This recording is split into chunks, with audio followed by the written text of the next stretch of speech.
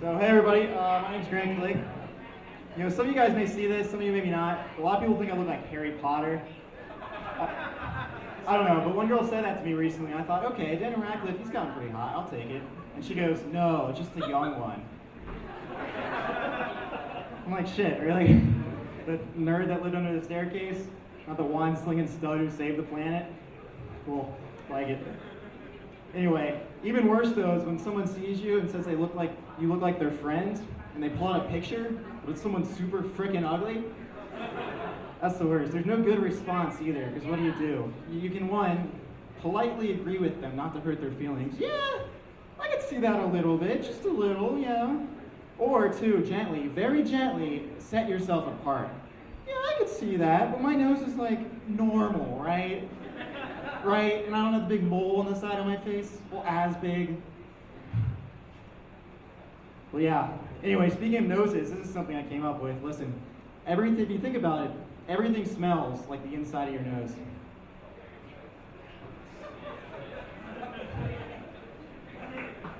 I like to go to Kinko's and trip up the staff there. I'll say I'm doing some one-sided printing today. Do you guys carry one-sided paper?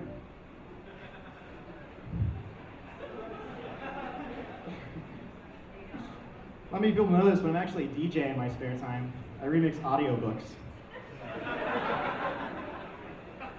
Anyway, I don't vape myself, but I'm really sick of all this anti-vaping PSA and regulations, new rules being passed. It's ridiculous. We finally got kids to stop smoking, now they're doubling down on vapes too. Like, Jesus Christ, give it a break. This is why we started smoking in the first place. So anyway, like vaping, yeah, I get it, it's kind of gay. But smoking, anyway, was about health, undeniably, you know? Smoking kills, simple as that. But with vaping, though, the evidence isn't really there yet. So it's really just like blatant homophobia right now. They'll say shit like, you know, there's no evidence that vaping isn't bad for you. Which, I don't know about you, but to me, that's not a very impressive argument. You know, you can't use no evidence as evidence. That's just kind of fucking stupid.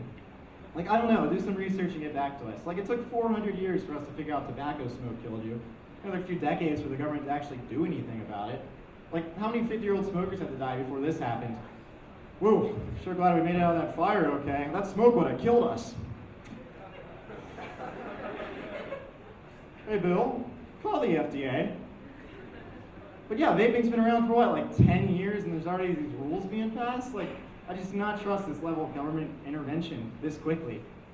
And believe it or not, I was on board with anti-smoking to begin with, because I had friends who smoked. I was personally affected, because I had to smell them and all the gross shit. It was disgusting. And believe me, it's a lot easier to get someone to stop smoking if you're worried for their health, rather than, I don't want to be around you.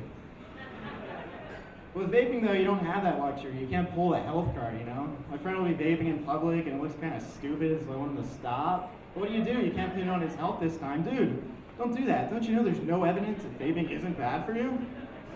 Everyone knows vaping doesn't not kill. Jeez. Anyway, my doctor gave me this new non-drowsy sleeping medicine. Stuff works really good. I was up all last night sleeping. You know, the person who came up with the phrase, don't knock it till you try it, clearly wasn't thinking about public bathrooms. I found out the hard way. I want to start my own club. Only people who don't believe in exclusive membership criteria are allowed in. Only them. We're up to 0 members. Can't figure out why. You know, I come to realize I come from a pretty strange family. For starters, my older brother's an only child. He always got the attention growing up. My mom's a stay-at-home mom, and now that we all left for college, I realize that really just means unemployed. She still stays at home, but I think the maternal duties really dried up there. Growing up, we had this cute little rescue dog we saved from a freak sawmill accident. Interesting breed, really. He's a half schnauzer.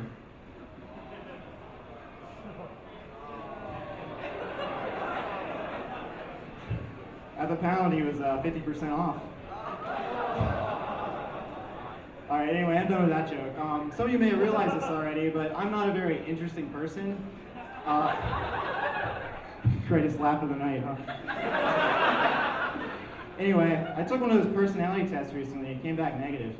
It's a real bummer, real sad. But anyway, really, most of my conversations just consist of ruining things for people. My latest is Planet Earth. Anyone watch Planet Earth? Yeah, let's ruin that. So I've been watching a lot of it. I realize it's a lot of bullshit in there.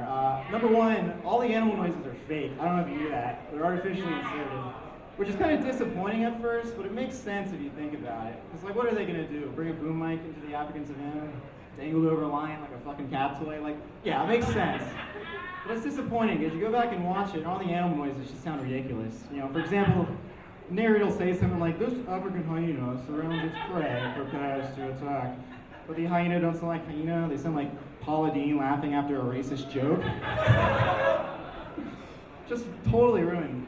Second reason it's bullshit is the cute little narratives they'll give you.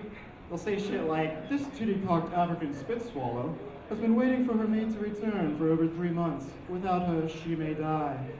I'm just watching like, what's a bird in a tree, dude? How do you know any of that? What'd you do, interview the goddamn bird? You can't. You didn't bring microphones. And don't give me that, oh, it's this breed of bird, and that's what this breed of bird usually does, okay? You can't assume that. That'd be like me seeing a black kid and thinking, man, I sure hope his father comes back. Anyway, that's all I got. Thanks for putting up with me.